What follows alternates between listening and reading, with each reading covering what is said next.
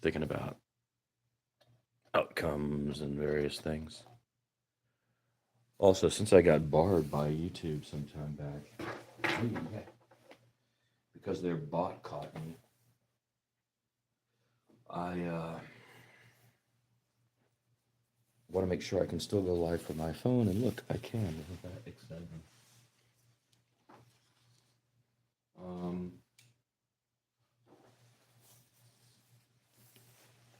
This was going to be for the purposes of the blog, where I want to put up a post talking about what's going to be happening this year.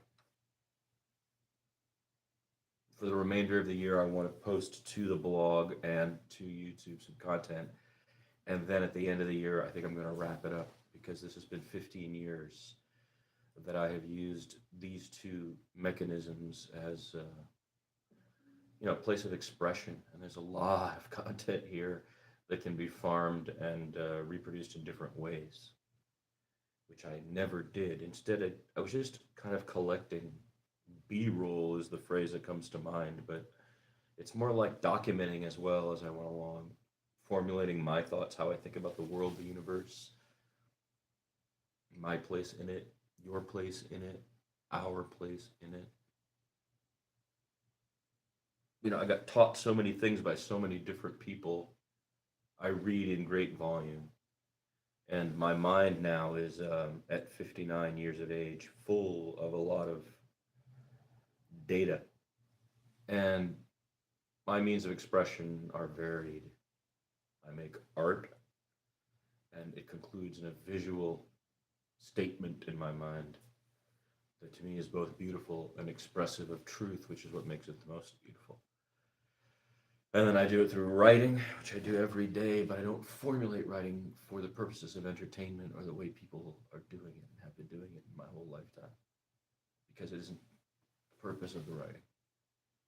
It is reflection and analysis and consciousness and description of things that are missing from the narrative, and observations that are not being made, and varying conclusions that I'm drawing.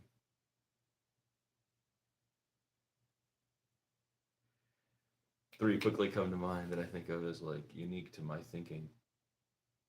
So I've been putting these things into different things, but that's not reaching to others. I'm more and more isolated by this process. And I need to professionalize, I suppose, a mechanism of communicating through arts and letters, whether that's via arts institutions who want to buy my stuff, which I could go back to doing that, and I will send out some notes. I wish you'd just get in touch with me, it'd be so much easier. But I understand. Or if that's through writing, I think that through writing is the real direction. Recently, when I was in Uruguay, I was reflecting on the idea of Tolstoy after the wars, How are those books so long and so rich and so detailed? Well, he was a landowner with wife and children and serfs. And this was the post-war years, And he set to work in what I presume was his study, and produced these massive novels that are, they're modern literature. They're not like today's writing, of course, but they are large in scope, deep in person in like sense of being, sense of humanity, and social and familial and civic and political life as well. So if I am to grab my 60s, which are approaching next year, I don't want to be doing this. I don't want to be just dumping content that I've been using for fun and to collect and to make notes and to have statements in a time and place documented so that in the future I can refer to them because no one else is making that comment or thought or whatever. I don't want to do that anymore. I'd like to be harvesting all of this for a larger expression I already have that happening in the studio with regard to art. For sure, that's happening in volume now. But I want to write something now, and I don't want to be sharing it here on the blog. And to do that, I'll be using the typewriter, so it won't be digitized at all in its first form, which is returning to form for me because I took typewrote, I guess is the verb, right? For 35 years. Always kept and do keep a typewriter in the studio. Use it often in the year. Have written about my relationship with typewriting and about the differences between typewriting and using a keyboard and a computer which has software, etc. Look at that, the AI already complaining. You touched the key, do you want me to do something? No, I want you to shut the fuck up and get out of my head. What else is coming up? I'm going to be doing the reviews of the Ian M. Banks material. Okay, so in February, Dwarakesh Patel had the interview with Elon Musk, the 3-hour interview. And in the 3-hour interview, he declares, I mean, it's a throwaway line, but it's in context, that the Ian M. Banks culture science fiction universe is, in his opinion, the most true to sense or best portrayal of what our relationship with AI is going to be in the future. And as the head of Grok and Tesla, for a person to say something like that is, I think, I don't know, startling. So I went out and I bought all the first 6 of those Banks books, and I finished 3, and I'm reading the 4th now. And I wanted to slot that, so I was going to talk a little bit about sci-fi. Asimov, you could think of as a grandfather. Arthur C. Clarke following. So these are British authors, 60s, 70s, and into the early 80s, who are writing science fiction on a grand scale. So they're covering aeons of time and light years of space and kind of really comprehensive fiction, science fiction. British guys, in English anyway. Well, so if you look at that as a progression, the third of those guys, he begins in 1980s, 88, 89. So Clarke is finishing up, Asimov has finished. And there's an order there, I think, of these British sci-fi guys. And Banks follows, and then he dies in 2013. But when Banks is starting to write sci-fi novels, sci-fi is leaving the realm of literature because of the digital generation. So what's happening is that sci-fi is moving into the movies, you know, aliens, predators.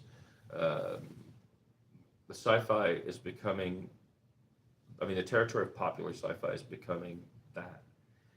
But what he is doing is not that, and that's why making books out of the culture, making films out of the culture series is difficult or impossible. He's doing, in the same way that Clarke and Asimov before him, he is doing a kind of construction of something, a massive vision of the future or elsewhere that is similar to our way of thinking as humans, but altered by creative perception of what could be or etc. And in it, very futuristically, all AI is just like floating drones. You know, I could just have my AI be a floating drone right next to me. It can take any shape, can do whatever it wants. I'm talking to it as I'm walking around, you know, as an example of things that Banks is writing about. And very libertarian consciousness about sexuality. There's instances where people can change their sex. You take a drug modality and after X amount of time, and then now you're the other sex. There's fantastic fluidity, I would say. And because there are alien cultures as well, there's that same sort of thing. But he's an adult writing sci-fi for adults, and I think that there's a lot of that going on. I'm going to write a proper review of this material, and it's going to go on the blog. So that is a promise between now and the end. It'll be the last book review I do, I think. And it'll be in relation to AI contemporaneously and whatever. And I don't think I'm going to read all of them.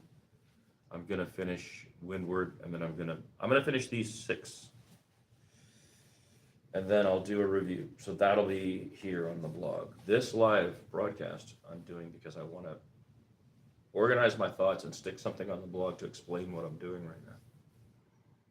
Because the blog is going to be active and this space is going to be active, but it's all very, very temporary. Nothing is meant to stick around. Rather, it's going to be historic, archival, that sort of thing. And in the middle of that, the Spurs, my childhood team, has fallen into the playoffs and made it to the finals. And that gave me an opportunity to practice doing radio again, which is great. I haven't done radio in a while. And to be able to use YouTube to do it live at my studio, just for myself, has been fun. This team has been fun to watch until very recently. And the finals have been kind of poor. I mean, the 2 teams have arrived with a lot of hype, and the first 2 games have been poor shooting, a lot of turnovers. But hopefully the Spurs can rebound and do something in New York. They've surprised us all year, I would say. Right, so the Banks reviews I'll be doing. Spurs I'll be covering till they're eliminated or they win the championship. And then this will go back to being the rightist, the YouTube will.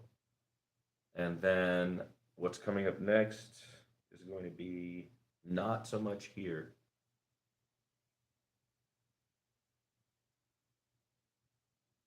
On the YouTube, it'll be more on the blog, and it's going to be longer writings that are going to be composed from the things we're talking about today. Okay, so that's it. I'm MTK, the Road Spur, the rightist. The one and only rightist. You've heard of writers, you've heard of artists. I am the rightist.